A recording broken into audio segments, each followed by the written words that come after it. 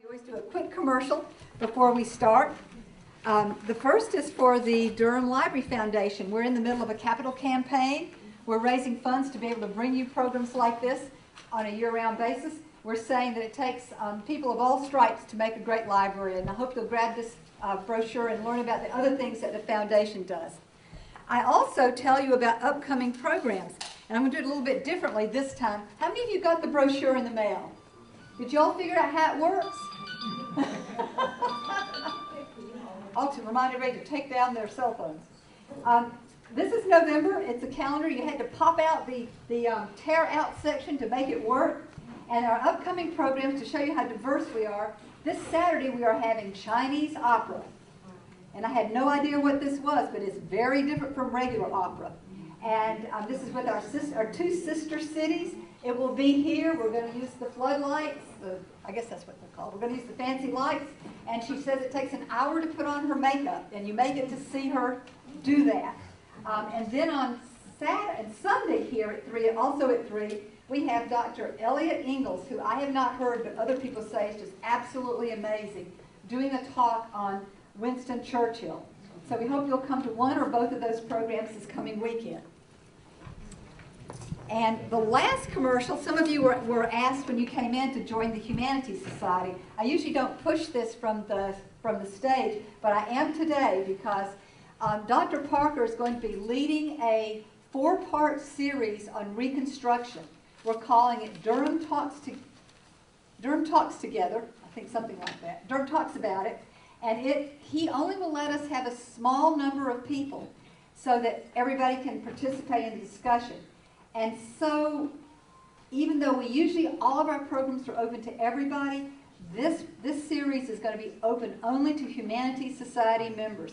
Humanities Society is a free thing. We just try to get you to sign up so that you'll come to all of our programs.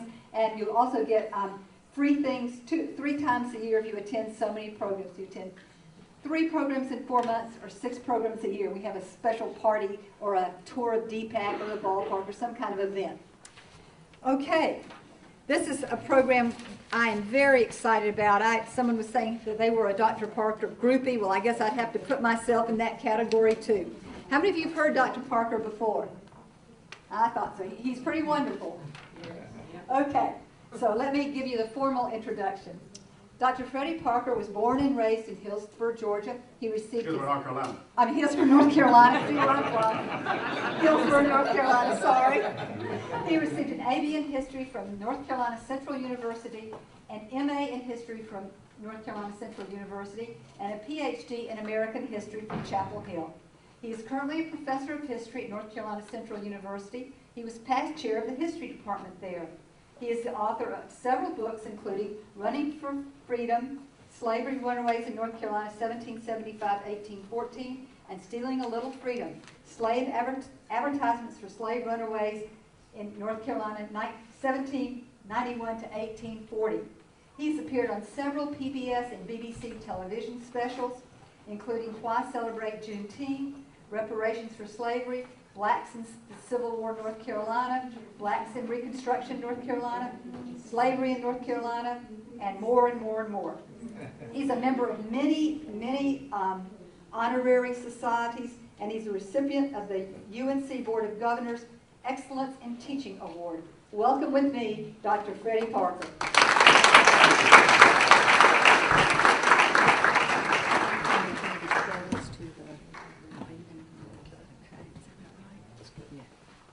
Thank you, Joanne. Good evening, everybody. Good evening. Thank you all for coming out and being a part of this program this evening. We have until about 8:30. Joanne, is that about right? Yes. 8:30? Okay. And over the next hour and 25 minutes or so, want to engage, talk about something that's near and dear to me, and that is slavery. But more than that, the fact that people tried to resist slavery by running away from the institution. And so what I want to do is I decided that I would do a PowerPoint presentation so that I would stay on task, so that we cover quite a bit of information because, we've had several programs here and we talk a long time. Sometimes we go an hour, half hour over, and we might not get sometimes the essence of what I really want to get done. So I have this PowerPoint presentation. You know, one of the things that is deeply embedded in all of us is this desire and this quest to be free. And we are not, it's not unique to us. People have always sought different levels of freedom, even when they were enslaved, even when they were in situations when they thought they could never somehow get out of those situations. People have always sought levels of freedom. And one of the things that interested me when I was an undergraduate student was the institution of slavery. I mean, it like nothing else, I was always concerned about this institution that we call slavery. How enslaved people lived on a daily basis, how the family actually operated, how the extent to which people resisted being enslaved, and as a result of that, when I entered NCCU as a freshman in 1971, I decided without a doubt that history would be the major and that my focus would be the institution of slavery. And here I am, 40 some odd years later, still playing with it, still chasing runaway slaves, trying to catch them. And so the passion is really there. And I want to share some of this with you this evening and engage. Hope that you'll have some questions, and this will be, in some cases, new information for you. Am I doing it right? Point there? Actually, you can point it anywhere. Anyway? Okay. Cut on. Is it on? That wasn't on. Makes a difference. Well, we're looking at runaway slaves in North Carolina, 1775 to 1840. And the reason I selected 1775 as a beginning research date is that all of you know that the American Revolution began in 1775. By the time we get to 1775, there are 500,000, 1/2 slaves in colonial America. 500,000. So I wanted to assess the impact of the American Revolution on slave flight. Were more slaves running away as a result of the American Revolution? And I selected the date 1840 as a closing date because by the time we get to 1840, the Underground Railroad, this whole abolitionist movement had begun, and so I wanted to assess here again the impact of the abolitionist movement on flight. And what I found on the beginning end is that, you know, when slavery actually has taken hold in 1775, it has become an institution in colonial America without a doubt. We also know that the United States or colonial America is about to break away from the mother country. They have not broken away yet, but they passed in 1774 something called the Non-Importation, Non-Exportation, Non-Consumption Agreement, which meant that they were not going to consume any goods from Britain. They were not going to import or export goods. What that meant, of course, was that the paper that was used for printing is a part of that. So between 1775 and 1783, when the Paris Peace Treaty was signed, you're going to have very little paper coming from Great Britain. So it means that my basic means of locating these runaway slaves is through the advertisements in the newspapers. So you only have a very few newspapers published between 1775 and 1783. And as soon as the Paris Peace Treaty is signed, then there is the resumption of trade between Great Britain and the colonists. So I'm not really able to see the advertisements because the papers are not really being published at this time. However, we do know through other sources that slaves were running away in wholesale numbers during the American Revolutionary period. As a matter of fact, it is believed that approximately 53,000 slaves ran away throughout colonial America. approximately 3,000 to 5,000 in North Carolina. South Carolina, it is believed, lost about 30,000 runaway slaves during the American Revolutionary period. So didn't get very much on that end. However, on the other end, in 1840, should we see more slaves being advertised in the newspapers as a result of the abolitionist movement? And I would think that that would be the case, but based on my findings, that was not the case. When you look at the number of slaves being advertised for between 1830 and 1840, there are no more than the ones being advertised for between 1820 and 1830, or 1810 to 1820. So perhaps the best way to get at runaways, we do know that the best way to get at runaway slaves is through the advertisements for them. But understand that the advertisements only represent a fraction of all the slaves who fled. Because in most cases, owners either could not afford or did not want to pay the advertising costs. We're talking about a whopping 50 cents to publish 3 weeks. That's a lot of money in 1780, 1790. And eventually it went up to $1 for 3 insertions over a 3-week period.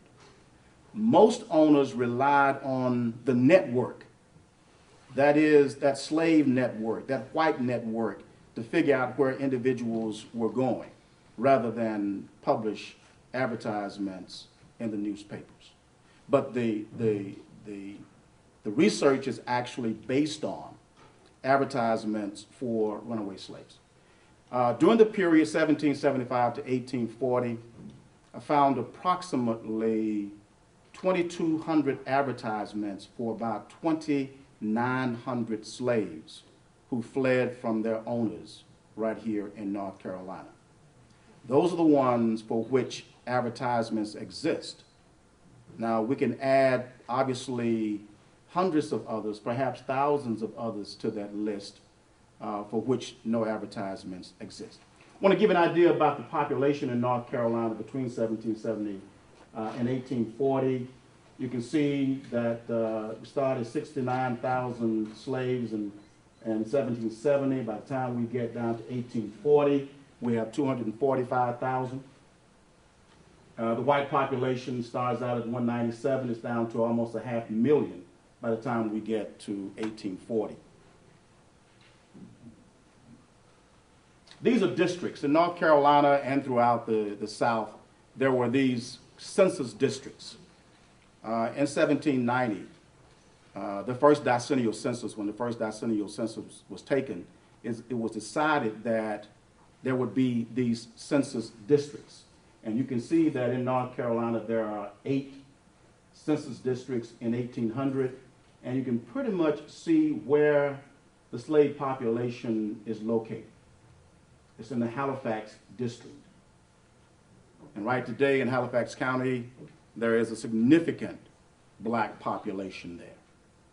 In Halifax County and most of your tier counties in the northeastern part of North Carolina is where you're going to have the heaviest black population, coming all the way down around to Wilmington and Fayetteville. That's 1800. 1840, you can see that those numbers, of course, are much higher some 40 years later.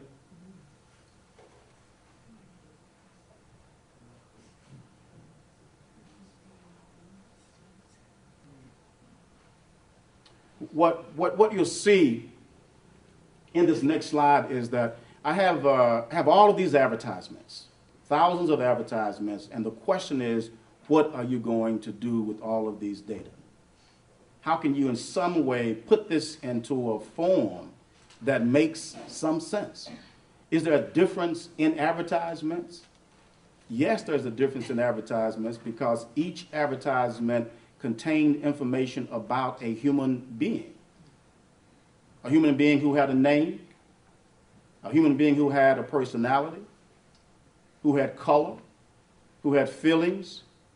So you have to take each of them and look at them as it is the most important advertisements. I don't care if you have 50,000 of them. One is no more important than the other because you're talking about a human being. And so pulling all of these advertisements together, the question is, what do you do with all of these data? And way back when I started this project, the computer was just born in 1981. I did my dissertation, as so many of us did way back in the day, on a typewriter. I think by the time I finished my last chapter, the computer had come out. So in 1981, when the computer appeared, I had begun this project. So by 1983, there was a database program called PC File. And I was able to put all of these data on PC File, and it actually was able to spit out for me all kinds of information that I could make some sense of.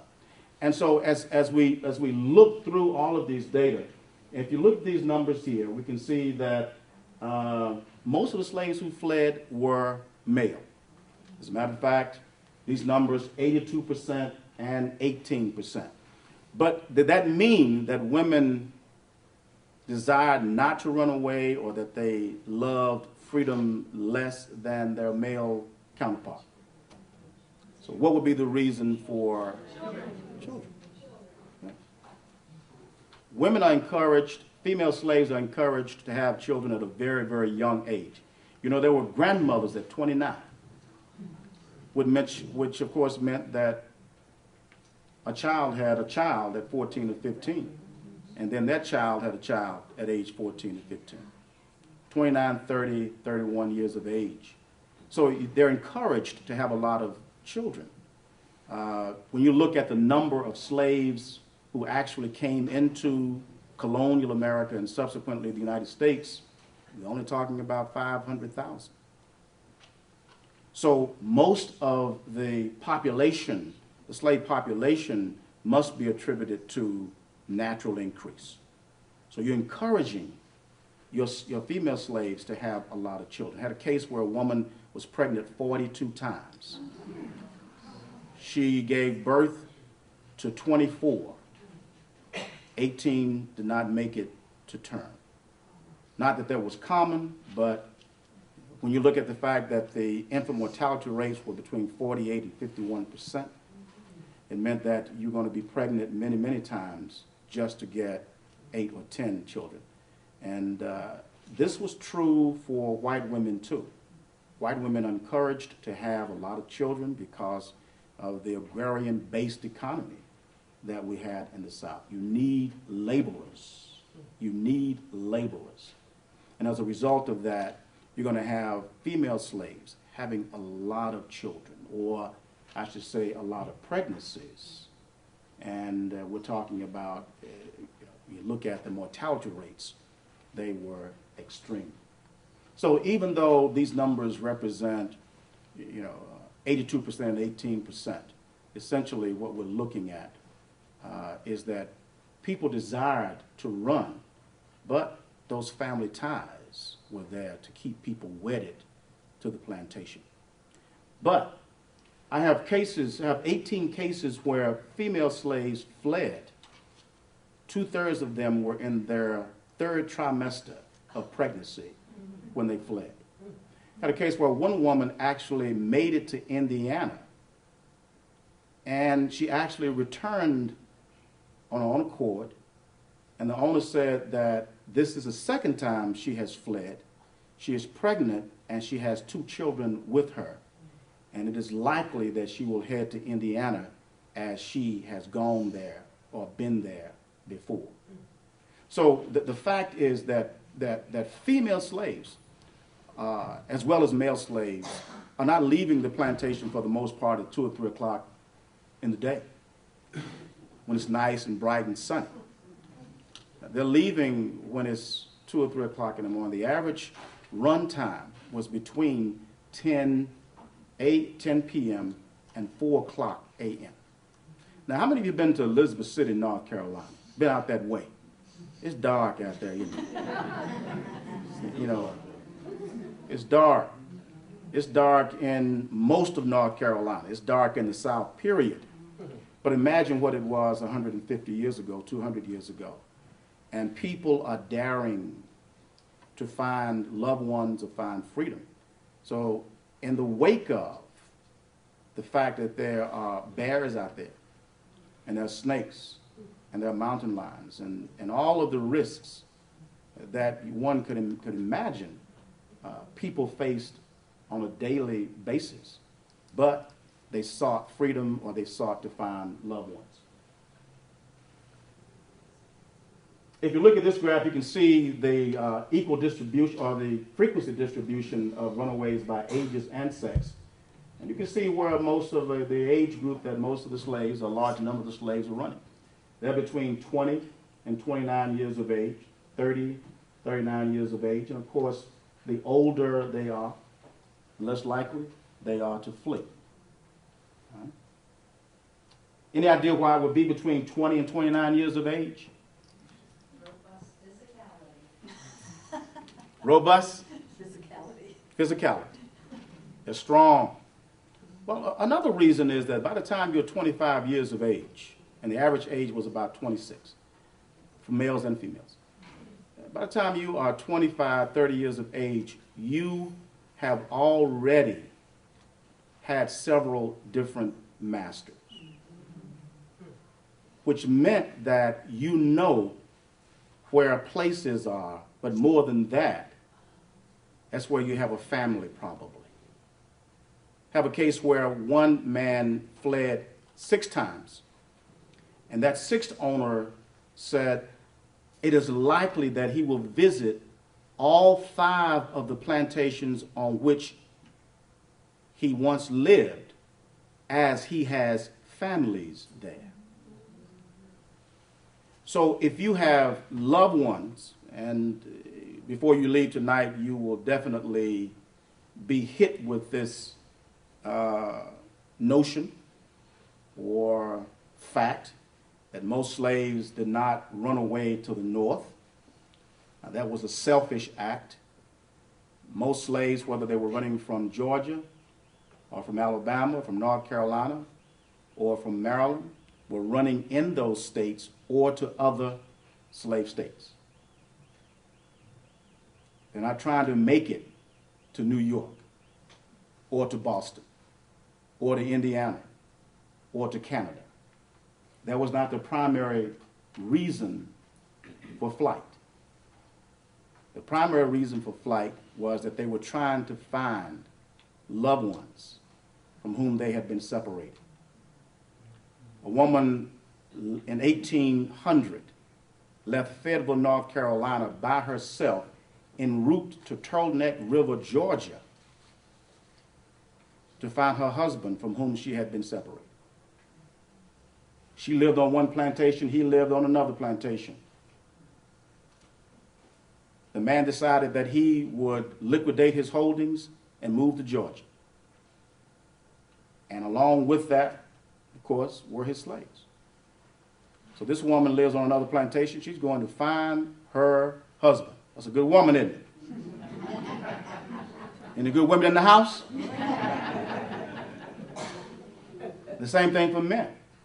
They're going to find loved ones. Only 6% of all the slaves in this database were headed north.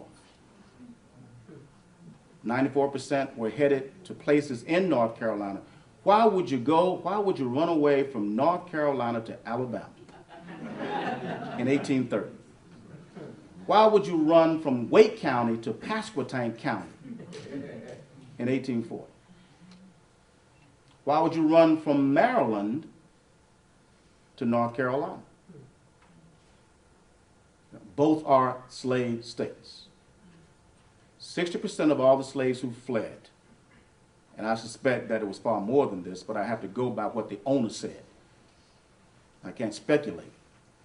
But 60% of the owners who gave that information maintained that they were going to find loved ones. Right? Not trying to get to New York or Boston. That's selfish. I'm going to leave everybody. I'm going to Boston. And you've never been out of the county, but you're going to find your way to Boston. I know y'all heard about the North Star and all of that stuff, but You know, I'm not really trying to debunk or to destroy your image of, you know, the Underground Railroad. But I can tell you, it ain't all that. The Underground Railroad was in place from 1830 to the time that slavery ended. What about all of the 200 years before 1830? Folks did not need somebody to come down from the north to help them find salvation. Not by any means. Because when there's a burning desire to find a loved one or a burning desire to be free, to enjoy a measure of psychological or physical freedom, you don't need anybody to tell you that you need to be free or that you need to find somebody that you love. You don't need that. So before 1830, hundreds, thousands of slaves were running away. So the Underground Railroad is just a little blip on this whole thing that we call flight. This was probably the most surprising element of the research. And for slave flight in North Carolina, Virginia, and in Maryland, you're going to see similar statistics. If you look at these numbers, owners were very careful to point out the complexion of the color of their runaways. When you add up yellow, light, mulatto, and bright, what numbers do you get? Add it up real fast. Somebody tell me. How much is that? How much? 47%. Which means that 53% of those runaways were said to be dark, brown, and black. Right? Would you have thought that more of them would have been described as black, brown, or dark? So how do you explain this phenomenon? Go ahead and say it. It's all right. How do you explain the fact that so many of these runaways were, if you are yellow, and these terms are actually used interchangeably, yellow and mulatto.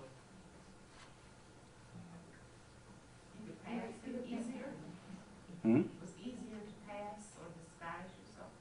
Yeah, you could, but how do you explain the fact that there are so many of these light people in the population?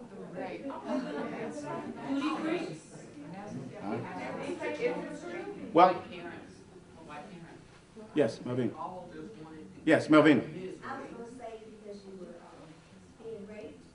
Okay, I think that's what they're saying. Yeah, we're talking about miscegenation. Black folks and white folks going to bed producing a mulatto or a yellow or light, bright baby. North Carolina passed a law in 1723 which forbade copulation between black men and white women. Now, after 1723 to 1865, you will not find a law in North Carolina which forbade copulation between white men and black women, because many of the legislators in Edenton and subsequently New Bern, and after that Raleigh, would have been in jail themselves. Right? That's a fact. That's a fact. So you are trying your best to deal with, and of course there were laws. There was a law in North Carolina, like Virginia and other places, which said that blacks and whites could not marry, without a doubt, be it black, female, white, male, or whatever the case may have been.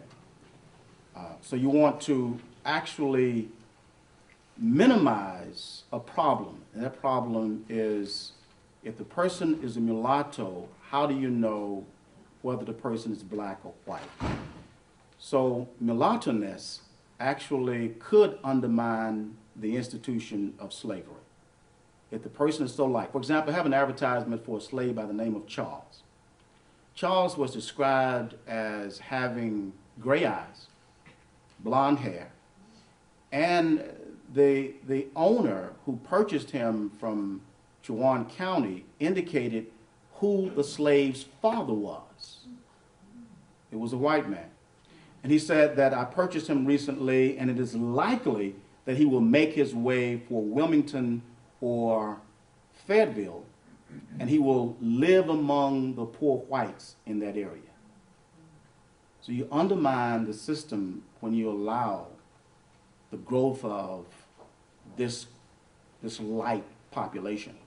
Now, for the light complexion slave, obviously, it's going to allow him or her some opportunities that the darker brethren and sisters in slavery obviously would not have.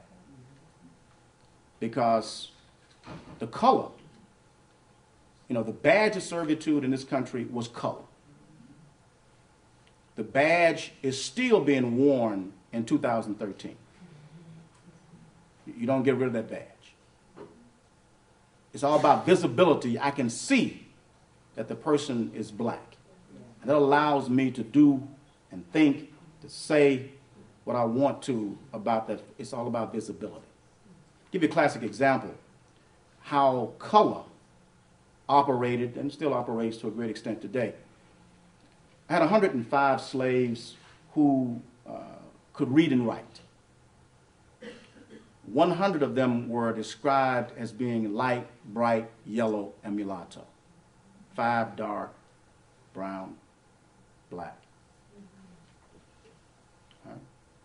The ability to read and write. Had 25 house servants, 17 of whom were said to be light, bright, yellow, mulatto. Color was very important during the slaveocracy.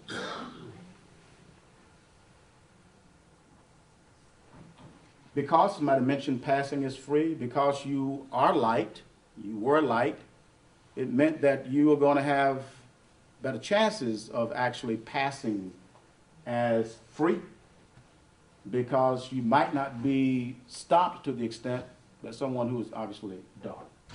And you add up those numbers, what do you get? 30% yellow, 34% mulatto. That's 64%. And then when you add the light, 68%. Passing as free. But the bottom line is that all slaves had to have a pass. And so if I am light, then I might not even be stopped or questioned. And I understand that. When you run away from the plantation, you understand the society in which you live. Contrary to what a lot of people think, slavery was not this closed institution. It was very much open. Folks operated in this system through a grapevine, through a network. They knew what was going on. And I understand that my color will allow me a bit more latitude than someone who is dark. Complexion of runaways with a pass. Numbers are still, 56 and 44?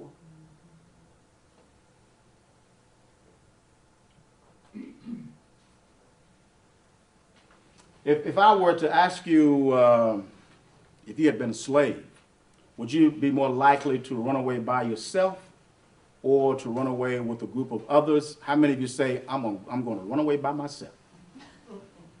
Let me see the hands of you who would decide that it's best to run away by yourself. All right. So the rest of you say, I'm going with somebody. A little bit too dark. Scared of the bears. Snake might bite me. Well, as it turns out, most slaves decided that it was best that they run by themselves. Running away was, and throughout colonial America, throughout slave America, was a single act of resistance. Most are actually running away by themselves. As a matter of fact, 2/3 fled by themselves. But if you look at the composition of those who fled in groups, all men, about 40%, all women, about 2%, mixed group, which meant male and female, husband and wives, family flight. family and others. So essentially, folks are running, this represents 1/3 of those who fled.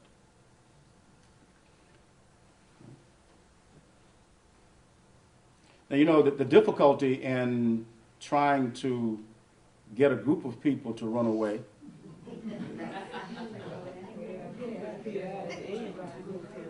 if I would say, look, y'all, let's do this after this presentation. Let's go to dinner.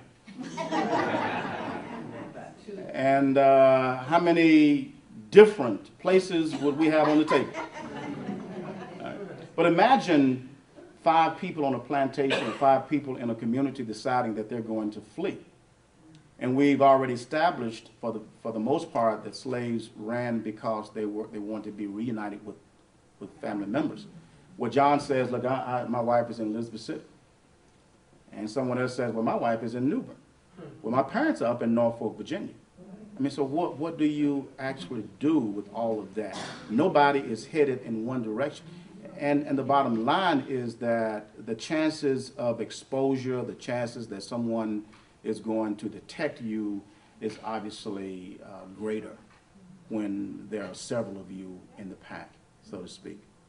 And you would think that slaves would more likely catch a boat, or decide to take a boat. Very, very small percentage, less than 1%. Same thing for horses. I mean, you got to feed a horse. You can't go through the woods with a horse like you can, obviously, if you're by yourself. So essentially, people are running away, and they're running away by themselves. And it's a single act of resistance. Slavery was brutal, and probably one of the reasons why you're not going to have huge, I mean exceedingly huge numbers of slaves running away is because the toll that slavery took on their bodies was devastating. So in order to run away, you got to be halfway healthy. But when we glimpse into those slaves who fled, we can see that they were badly injured in some cases. We're talking about burns and cuts, and eye injuries, and those who were frostbitten and broken limbs. A few had been shot. Those who were whipped. And of course, the owner is putting in that advertisement that my slave Charles can be recognized because of the whips, the whip marks or the whelps on his back. Or you might open his shirt and see that his chest has scars from the beating. Cropped ears. Anybody know what a cropped ear is? Cropped ear? In 1741, North Carolina passed a law. Was your hand up? I thought.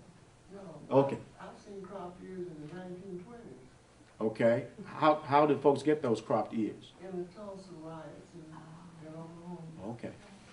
Yeah. But this colony passed a law in 1741 making it lawful. And this was a law designed exclusively for slaves. What the law specifically said that when a slave committed an offense, he or she would be taken to the pillory. Every county had a pillory where punishment would be administered. So you would actually take the slave to the pillory and nail the ear to the post. And the slave would have to stand there for an hour and 30 minutes. And while at the end of that 90 minutes, the jailer, the sheriff, or whomever would actually sever a portion of the ear, usually the fatty part of the ear. Now, I've seen some advertisements where the person got just a little decorative and decided that he would shape that ear or cut it in the shape of a moon. Or I had one case where it was shaped like a star. So if anything is left, you would actually pull that nail out and drive it into the other ear. And of course, the slave would have to stand for another hour and a half, and then that would be severed. So we're looking at about, so the owner says, you will be able to identify my slave, Hannah, because both ears have been cropped, and she hides it with her bonnet.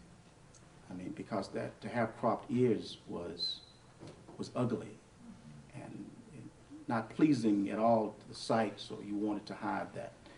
A few of these men actually wore their hair very long to hide that crop.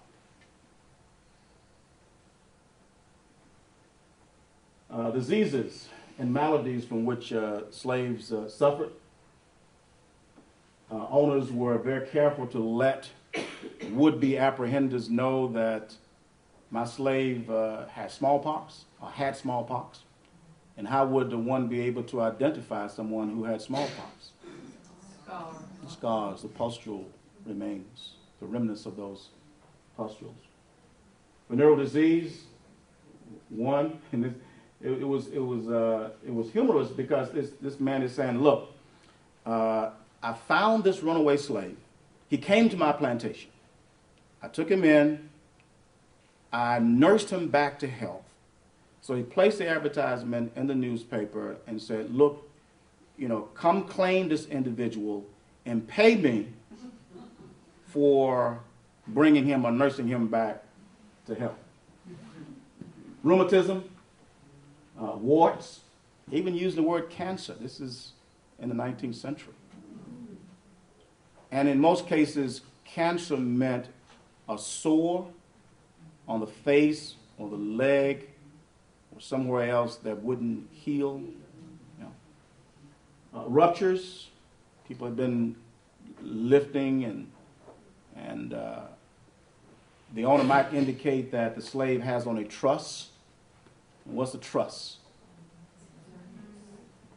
Support belt that men wore. And one case of tuberculosis.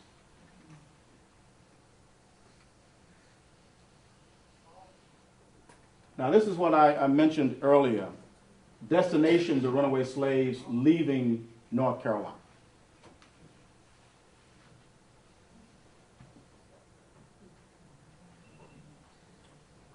Alabama, Georgia. You can understand why they might be going to Illinois. They're seeking freedom. Indiana. Why would they be going to Maryland? Maryland was a slave state, contrary to what some people think. Huh? Didn't they have one of the largest migration of African Americans from Maryland in the 1820s, from where plantation owners were leaving and colonizing the Deep South, and bringing their slaves from Maryland to Louisiana, Exactly. North Carolina, Georgia, South Carolina. Yeah, actually the 1820s was known as the era of the great out-migration, when folks were leaving the slave states going into Alabama, Mississippi, Louisiana. I mean, who actually peopled Texas? Southerners from other parts of the South. North Carolina was led the South in out-migration. As a matter of fact, between 1825 and 1840, the state lost 1/3 of its population. Between 1830 and 1840, there was only a 216 slaves growth in North Carolina. In 1830, you had 245,601 slaves. In 1840, you had 245,817. A growth of only 216 slaves as a result of that outward migration. Because the owners are doing what? They're taking their slaves with them. In the case of whites, it was only 12,000 population increase between 1830 and 1840. Approximately 1/3 of the Ohio legislature in 1845 was made up of people from North Carolina. So you Ohioans ever wondered why things were as they are in Ohio? It's because of the North Carolina connection. I mean, I'm very, very serious about that. Very serious about it. Yeah. All right.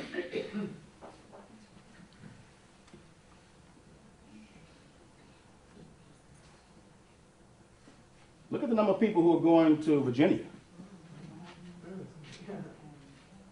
Right across the border from North Carolina. Imagine that a lot of those people actually were transshipped from Virginia to North Carolina. And they're trying to make their way back.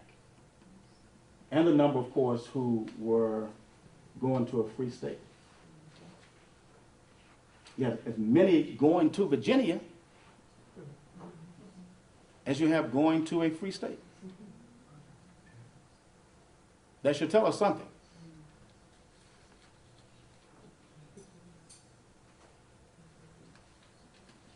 I mentioned earlier that those numbers, the number of slaves who fled between 20 and 29, 30 and 39, this chart gives you an idea about the number of owners that slaves had. You can see that 745 slaves had at least 2 owners. 116 of them had at least 3. 12 had at least 4 different owners. 2 had 5 different owners, and 1 individual had at least 6 different owners. And we're not talking about individuals in their 50s and 60s either. We're talking about individuals who are in their 20s and 30s for the most part.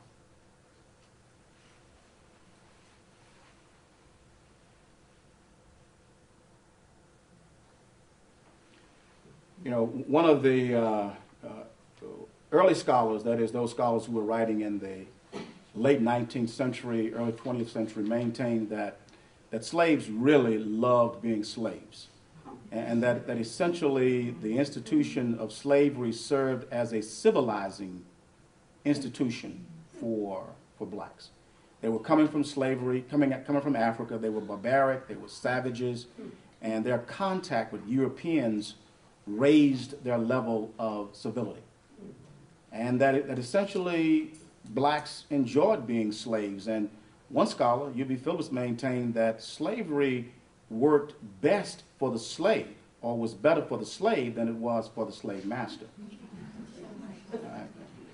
So if it's a wonderful institution, then why do we resist? There's no room for resistance if it's a wonderful institution.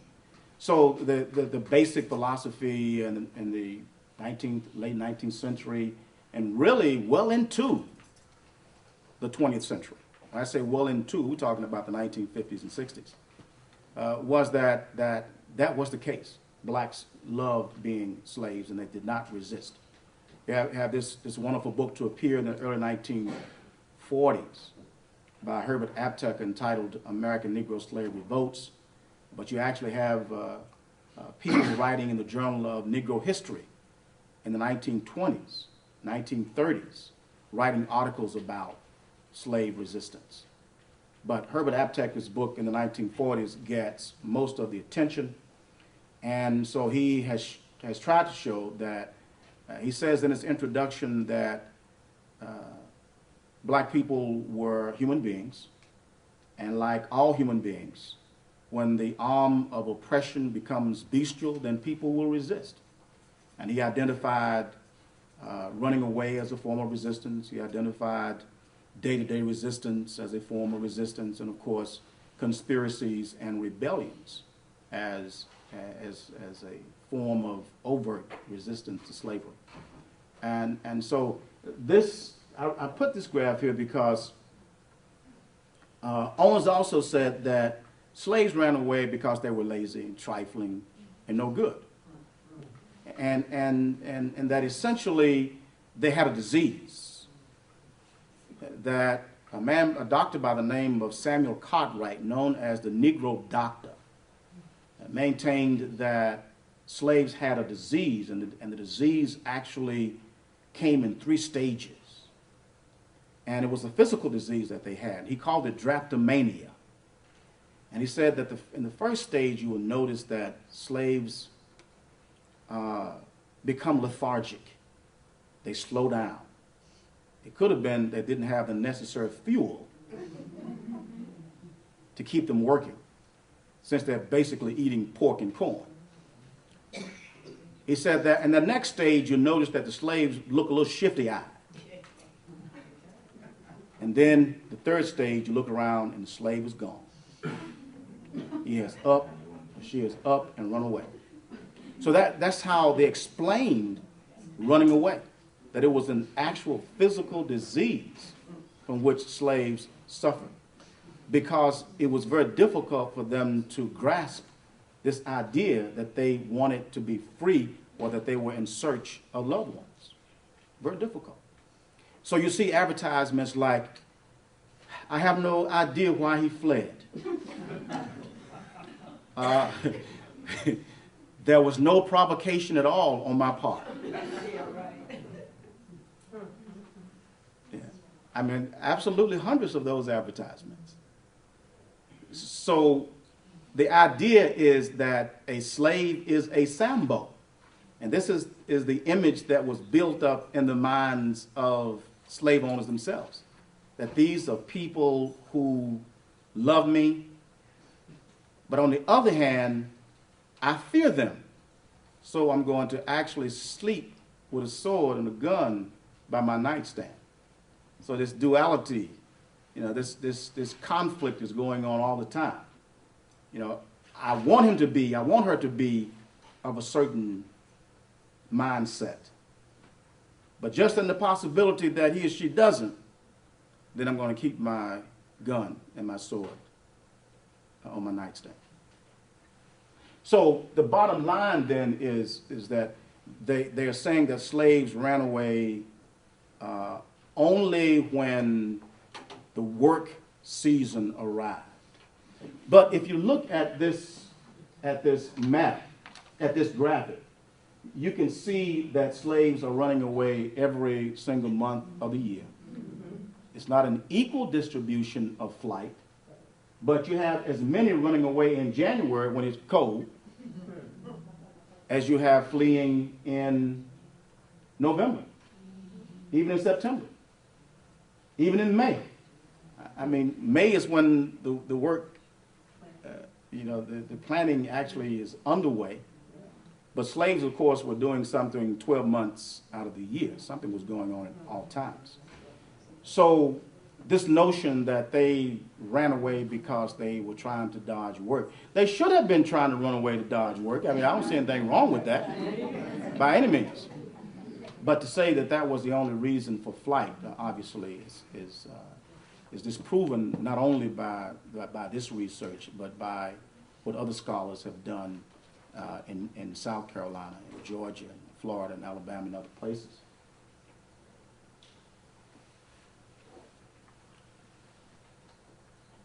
And this graphic gives you an idea of flight, seasonal. You have more actually running away in those winter months. I mean, normally if I'm going to run away because I'm looking for the opportune time to flee, it's going to be when it's warm at least, right? It's going to be. But you can see that it doesn't hold up that they were running away just at a couple of months during the year.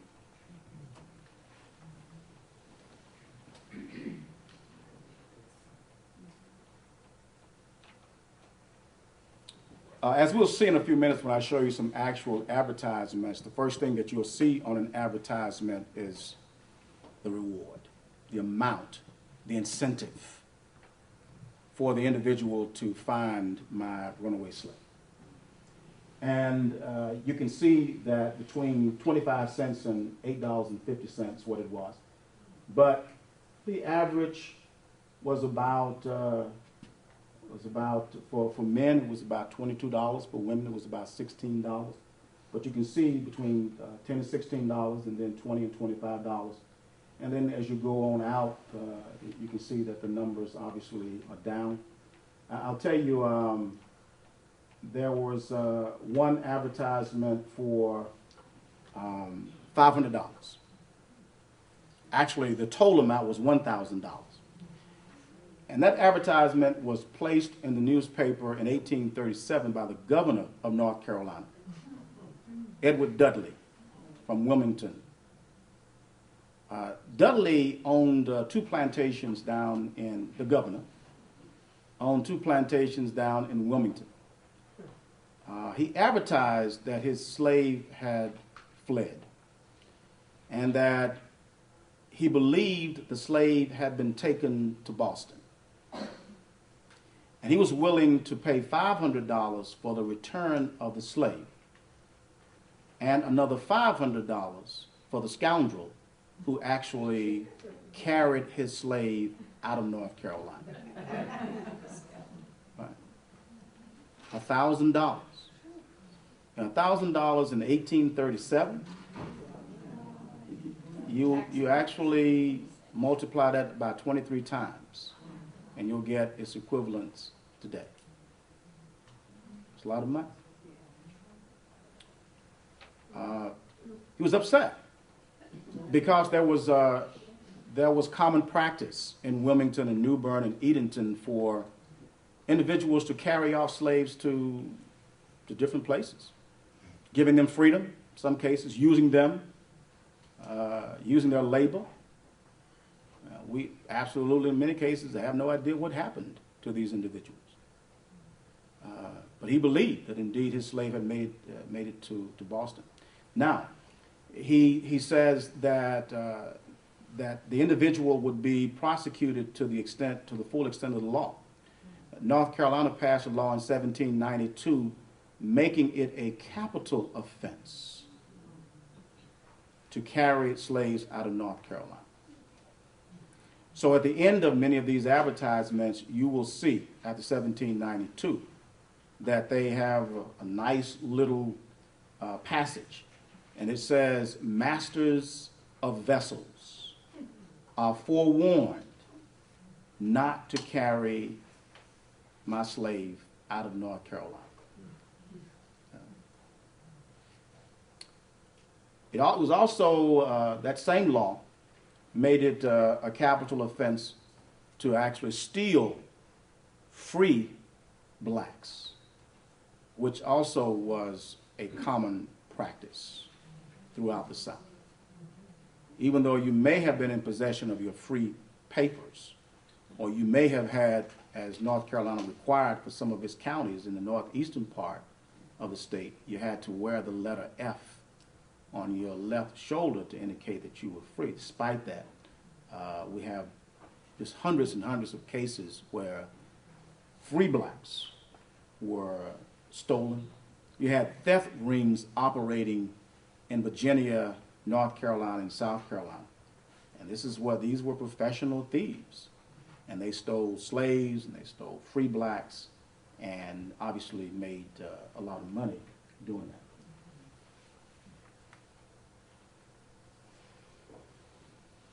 All right, now it's time to take a look at the actual advertisement. And I want you to look at just how much information is contained in one advertisement. One of the, my opinion is that advertisements for slaves is absolutely one of the best sources for finding a lot of information like. I mean, when you think of a slave, you think oftentimes of this abstract being. You don't even think of a name. You surely don't think about personality type. You don't think about color. You think about that black slave. It's that abstract being. It's like saying, oh yeah, he's an Indian. I mean, what comes to mind? Does personality come to mind? Does all of what this individual embodies come to mind? Or are you just looking at this abstract being? But the advertisements resurrect nameless, faceless human beings, men, women, and children, and it absolutely humanizes them. First of all, 98% of the advertisements contained the name of the individual. No other source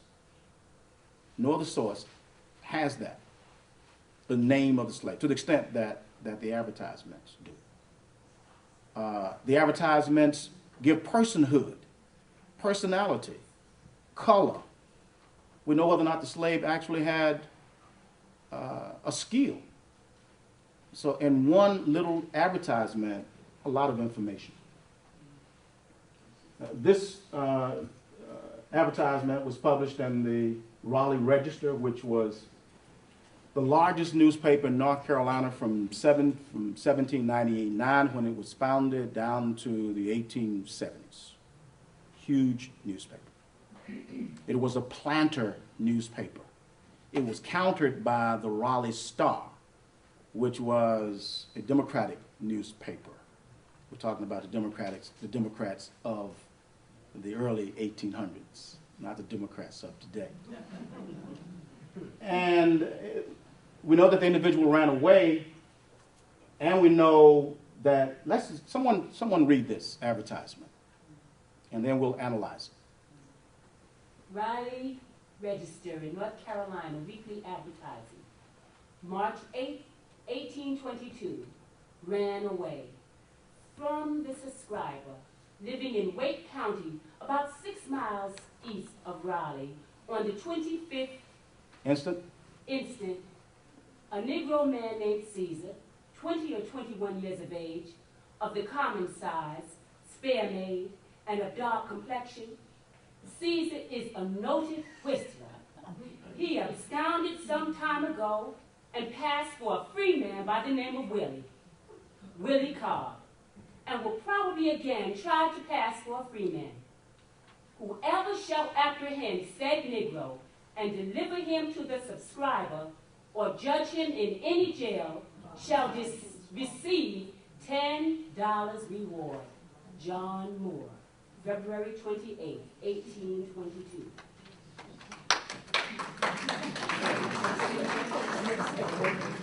Thank you. Send you to Hollywood. We know where the slave lives, right? Wake County, next door. He ran away on the 25th, it's last month. We know his name. We know how old he is. Common size, which would be about 5'5", 5'6" at this time. He's dark.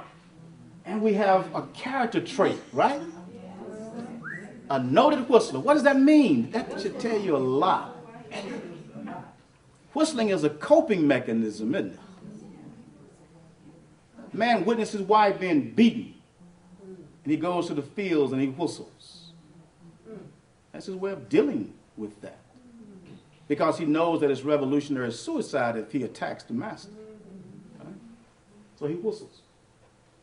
We know that he absconded some time ago, and he passed for a free man by the name of Willie Cobb, and he died. It is likely, possibly, he had Willie Cobb's papers. Yeah. And say he's going to try to do it again. And then we know who the owner is, or who the subscriber is. The subscriber is John Moore. So what do? You go to the census records and you look up John Moore in 1820, and you get an idea about the number of slaves John Moore had in 1820. Go to 1830, go to 1840, and you might find him there as well. You're not going to have the names of the slaves, but you're going to have the number who were male and female, and of course the total number, and the names of John's wife and his children's names. Right? What does spare made mean? Small. Small? Yes. Small free? Mm-hmm. All right, somebody read this one.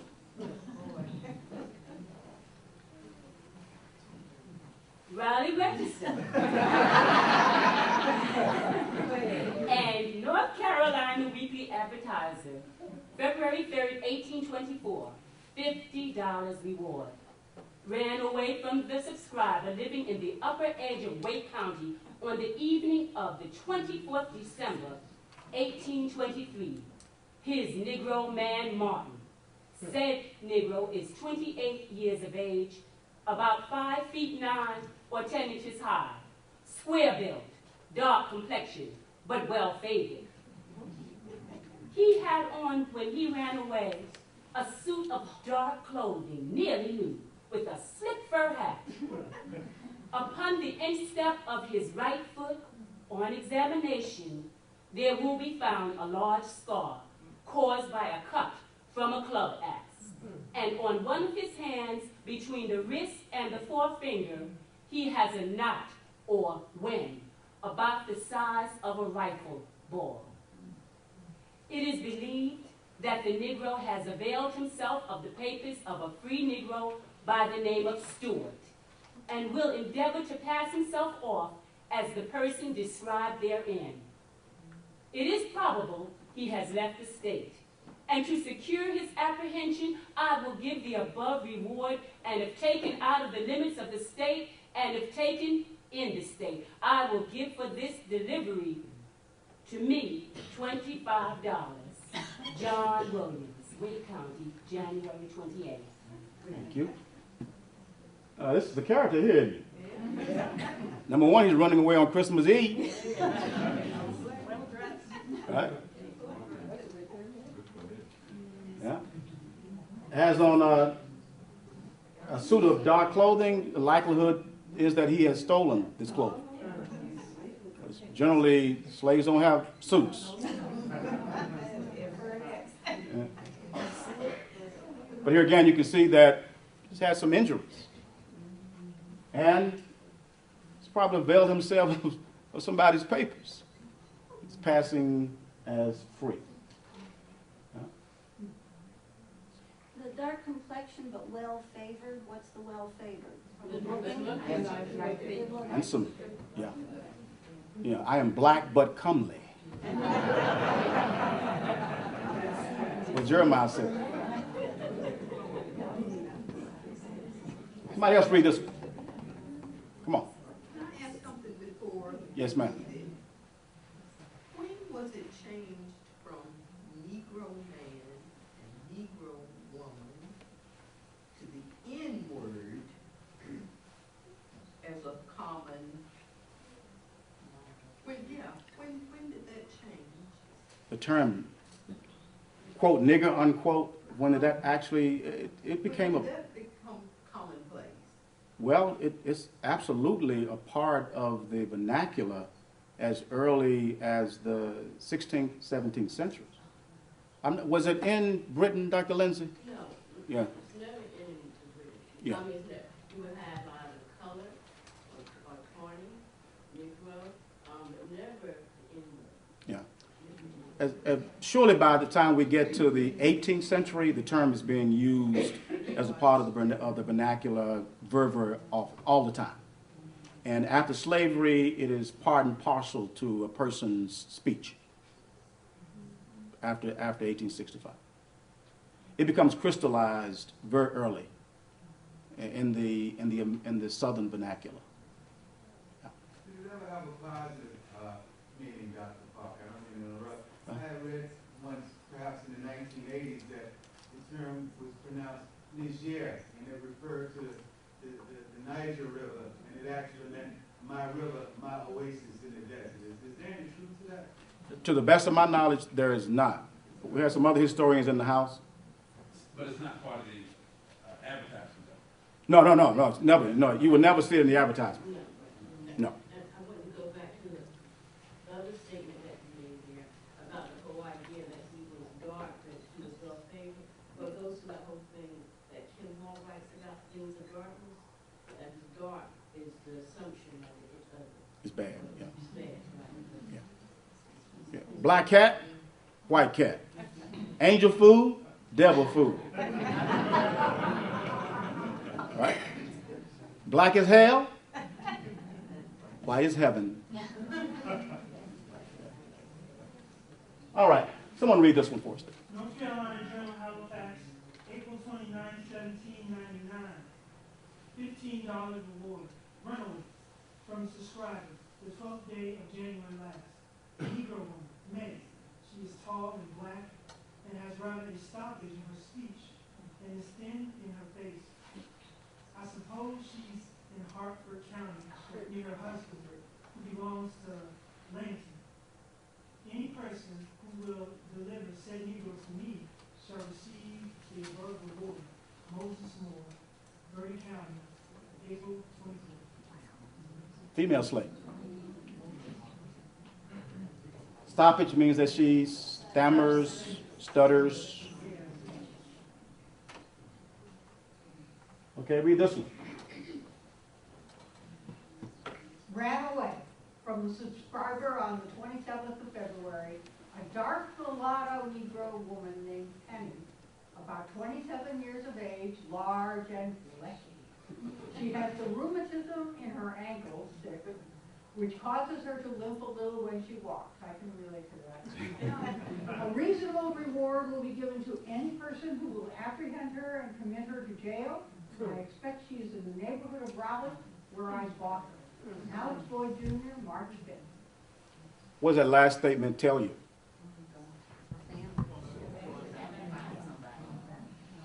Family, family. Question. Yes, sir. You have a lot of notifications, rewards if you find this runaway slave. Is there ever a notification runaway slave was found and returned and a reward given? Hey, look, I wish I had those.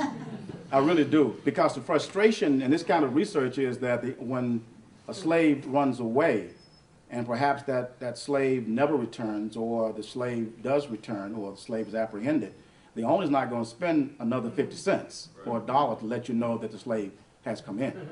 I have 8 advertisements where several slaves ran away together, and over the course of many months, some of them come in, and so the owner might say, Brutus and Charles have been apprehended, but Cupid is still in flight, or something like that, you know. So you have some idea about, but other than that, you just don't know. I mean, for example, female slave by the name of Piety fled in 1808. This is absolutely my favorite runaway slave. Piety fled in 1808 from Franklinton, from Lewisburg, North Carolina. She fled in June of 1808. She was described as a mulatto. She was described as having bad teeth. And this is June 1808. And I'm going through all of these newspapers, and I get down to 1824, and I see the name Piety again, and I say, you know, this has to be the same Piety. So as I read this, the first advertisement was very, very short. I'm going to show it to you in a few minutes. It was very short. The second one was extremely long. What happened is that Piety fled in 1808, and for 16 years, her owner pursued her and caught her or apprehended her in June of 1824. And as it turns out, she was secreted and secured, helped by both blacks and whites. She married a free black man by whom she had a little daughter whose name was Ariel. And as it turns out, this man apprehended her in June of 1824, but 2 months later she fled again. All right? Now, I don't know what happened to Piety, but I'm going to retire very soon. And my mission is to find the descendants of Piety. So when I come back in a few years, if y'all come back, we can talk about it. But that is what I plan to do. So I don't know what happened to Piety. But in the advertisement, he said that it is likely that she has made it to Wilmington and that she will board a vessel and make it to freedom. And he accused her husband, her free black husband, of helping to secure her the second time. I have a question. All these people who were wanting to flee back to their family, what did they think was going to happen if they were fleeing to another place where people were enslaved? Well, you know, I think that love overrides a whole lot of what you think might happen. As a matter of fact, one of the common terms used in the advertisements is the word lurk. It is likely that he or she will lurk about the plantation. And what that means, of course, is that by night, go in and jab, and come back out. Whatever. And I had one advertisement where a man advertised that his wife had actually come to the plantation and visited the plantation. He looked around and the husband was gone. So she had helped him to actually get away. I would venture to say that was not very common, but it did occur. Yeah. Let me go right here first. Dark mulatto. It said dark in the other advertisement. It said dark mulatto. Yeah, when you start looking at the color of black folks, the person can be a mulatto, but be dark. I guess the man knew that his father was white, but the mother must have been very, very dark to produce, dark mulatto. But he's a mulatto. There was a hand right here, and then we'll get there. I was going to ask the same question. Okay, great. Yes, sir. I was wondering what part of Africa, or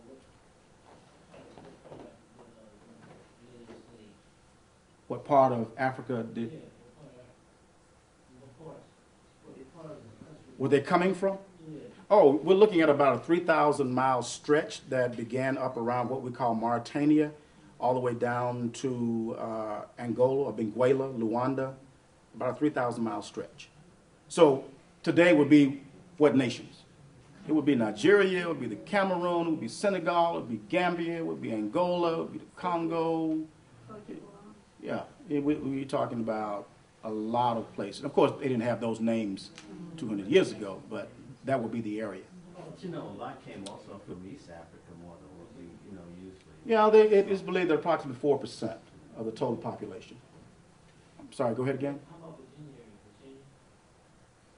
So what are you asking? It's like the same thing. Yeah, all of them are coming from that 3,000-mile stretch, going into Virginia, going into South Carolina. Only a few slaves actually came into North Carolina directly from Africa or from the West Indies. Probably 3,000. 38% of all the Africans who came into the United States came into South Carolina. Beaufort, Georgetown, Charleston. The other 62% were distributed throughout the East Coast. There's a hand back here, then we come. Yes, ma'am. In the back, Yes, Can you repeat the I question? noticed that Okay. a lot of them knew where their family lives or try to go back to the plantation. So I did some studying and found out like there was a system where the slave masters would try to keep that confusing so they could not return. Like the mother could not find the children or her husband couldn't find his spouse. So, but I'm saying that they were still able to, circumvent that and get back home to, like you said, Raleigh or whatever. So, how was that used to stop them from getting back home to their places, or how did the slaves, try to outsmart that system where they kept track of their family? Because, like, most of them was illiterate, or they would split their children up and trace their family. I think that the network, oh, by the way, the question was, how was it that slaves were able to make those connections? First of all, they know from whence they came. And then secondly, they know where their slaves are being taken. Heather Williams talks about, in her book, she talks about the separation of family and the extent to which people are actually writing letters and they're using other sources to try to get in contact. They're even writing letters to the owner, asking the owner to tell them where their loved ones may have been sold. So that's there. But I think the network, the slave network, that grapevine operated, I would say, rather efficiently, because the man is saying in these thousands and thousands of advertisements that the slave is headed for X, Y, and Z. which means that any confusion that had been thrown up in some way had been wrestled through. And that individual is able, at least, we don't know whether or not an individual whom the owner believes is headed for Fayetteville, North Carolina, actually made it to Fayetteville. We really don't know that. But if he is pretty much certain that that individual is heading that direction, unless the person is apprehended, the likelihood is that the person did get there. When I was looking at the advertisements in South Carolina, they would mention the African origin a lot, like Gola came up a lot, Coromante. And it's interesting to me that these don't mention it, but in South Carolina, almost invariably, they would talk about the origin, whether it was real or not. Why is that different? No, the reason for that is that you don't have any black folks coming in directly from Africa or... Like we did in South Carolina. You're right. So, I just mentioned that 38% of all the Africans coming in are coming in to South Carolina, which means that, owners had their preferences for slaves. So the South Carolina owners definitely wanted Angolan slaves. So they said Gola. Right. They didn't want Igbo slaves, but they took whatever they could get for the most part. Yeah. So, but I have about 5 cases where slaves come into Wilmington in the 1770s. 5 cases. And the owner says that they fled, they just got here. They just got here, they speak not one word of English. But they're gone. And they actually have the African name, born new, so they have the African name. So we have just a few cases in North Carolina, but in Virginia and in South Carolina, you're going to see in Savannah, you're definitely going to see that. And here in the Netherlands. Yes, sir. I just want to give this little background here. I was born and raised in Sierra Leone, West Africa, and my people, I stayed behind. My family stayed behind. But this is how we did it. We had places built, our villages were built on top of mountains, and so when Master came, which is gone, we knew exactly what to do. And so we rolled down rocks at them. We did guerrilla warfare.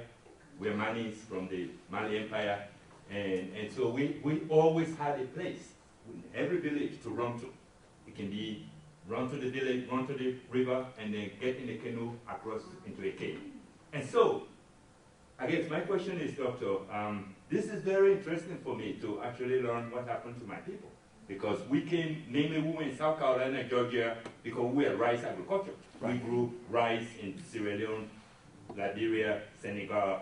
So if you're related to people there, you are my cousin. We are the rice.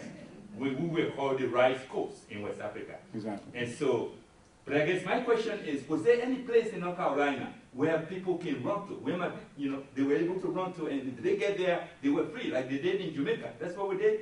In Jamaica, we run up in the mountains. And you come, we're going to trap you. Yeah. We will do all this stuff to get you too. So was there any place in North Carolina, Doctor? We were talking just earlier.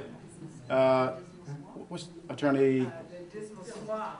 Yeah, the Great Dismal Swamp, and located in northeastern North Carolina, southeastern Georgia, southeastern Virginia. Huge. As a matter of fact, George Washington, before he became George Washington, actually surveyed the Great Dismal Swamp. As a matter of fact, black slave labor actually went in and did what to the swamp? And they drained the swamp. And it was also a wonderful hiding place. At one time, 2,000 slaves with a value of about $2 million lived in the Great Dismal Swamp. North Carolina passed a law in 1741 which said that if a slave fled in, say in Orange County, and the slave were apprehended in Orange County, one had to pay at least $5 to get that slave back. If the slave ran from one county to another and the person were apprehended, the slave owner had to pay at least $10. But if the slave ran to the Great Dismal Swamp, the person had to pay at least $25. Why? Because it was risky to go near or in the Great Dismal Swamp. Because you got these slaves who have been living there for decades, free in essence. And sometimes people would go 100 miles out of the way to reach their destination, coming from Virginia, going into North Carolina. I mean, Elizabeth City was the seat of it in terms of a town. And I've seen other documents indicating the extent to which people tried to avoid the Great Dismal Swamp because of this huge presence of runaway slaves. As a matter of fact, quite a few people, quite a few of the poets have written about it. Who wrote the book in 1852 that caused a tremendous stir? 1852. Who was the young lady who wrote the book? Uncle Tom's Cabin. Uncle Tom's Cabin. And who was that? Harriet Beecher Stowe. Harriet Beecher Stowe also wrote about the Great Dismal Swamp, wrote a book entitled Dread, Slave of the Swamp. Right? And Longfellow actually wrote a poem about the Great Dismal Swamp. But I had a master's student at NCCU who wrote about other hiding places, other swamps in North Carolina. He was able to get his hands on a map that had been drawn back in the 1720s, 1740s, actually showing places on that map, and the words Angola and other African names were used, which meant, in his view, it meant that this was a place where slaves were hiding out. Yeah. Dr. Lindsay?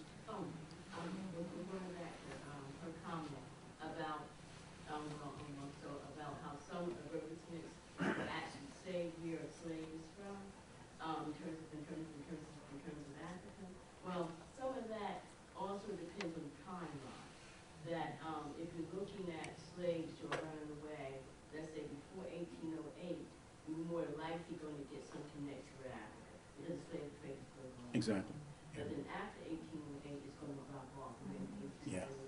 To the extent that today we don't know where, it's difficult unless you do some DNA stuff and tracing your family, trying to get your family. Okay. Yeah.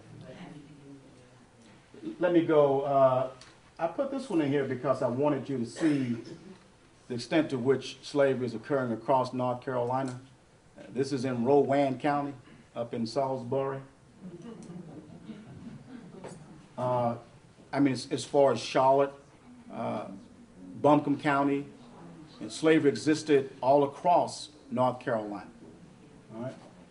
This is down in Bertie County. You're driving through Bertie County, you're going to see Hosky Swamp. You're going to cross Hosky Swamp, as a matter of fact. That's Bertie County. Indian Woods, one of our former students has written on Indian Woods, Dr. Alden Smallwood. Bertie County again. What's a Negro SIP? Negro SIP, S-I-P. His name is Sip. Oh, his name is Sip. Yeah. Yeah, but Negro Sip. Mm-hmm. Okay. I have about 3 minutes left, and I want to get to an advertisement that really kind of pulls together red, black, and white. I'm going to read this one, and we're going to have to call it an evening. But this advertisement really pulls together red, white, and black in North Carolina. $25 reward. This is September 30th, 1814. It's published in the Raleigh Register. Ran away from Raleigh a month or two ago, a mulatto man named Anthony, well known in Raleigh and many parts of the state as having been for several years the body servant of General Jones and more lately as a pressman and news carrier in the Star office. Anthony is about 25 or 26 years of age, 5 feet 8 or 10 inches high, and is a mongrel white, Tuscarora, and Negro, has a tolerably large aquiline nose, bushy hair, though sometimes he cuts it short, has a scar on one of his cheeks, when in a good humor has a pleasing countenance, but if intoxicated,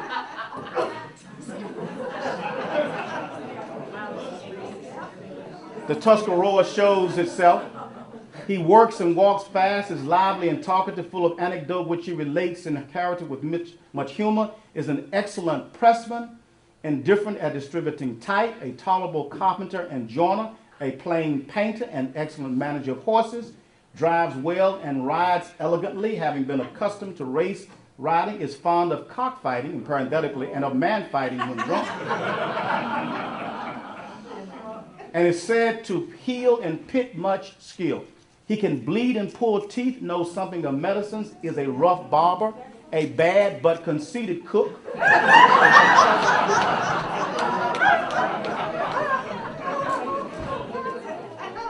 He's a good sawyer. He can lay brick, has worked in the cornfield, and can scratch high-hob and tobacco bills a little on the fiddle. He can do many other things, and whatever he can't do, he pretends to have.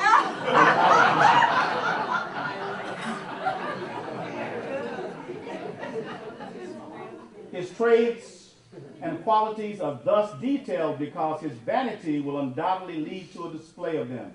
His master vice, or rather the parent of all his vices, is a fondness for strong drink, though sometimes he will abstain for months.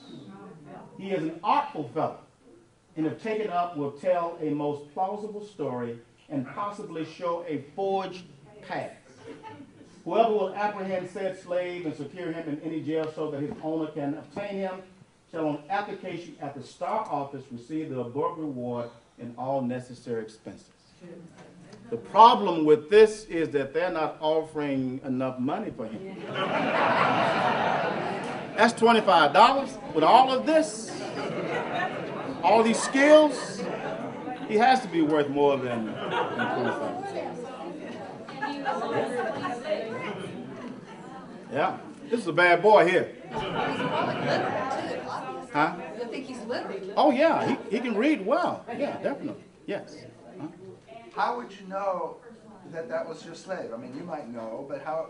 Why couldn't I come up and say, well, that's my slave?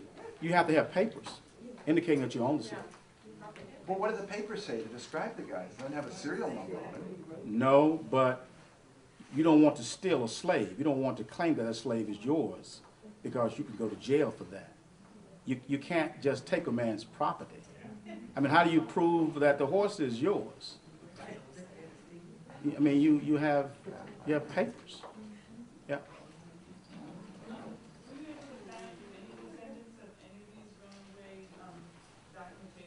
No. I haven't found my people yet. In retirement. We'll do all those things in retirement. Yeah. Oh, by the way, if you're looking for advertisements for runaway slaves, everything is digitized now. Go out online, type in runaway slave advertisements, and you can see them like crazy. But I have a book here that contains all of the ones for North Carolina between 1775 and 1840. We have 2 copies of that, at least 1 copy in the library here. This is a book that I did 20 years ago. From 1791 to 1840, it is for about 2,800 runaway slaves. So if you like reading hard copy, you know.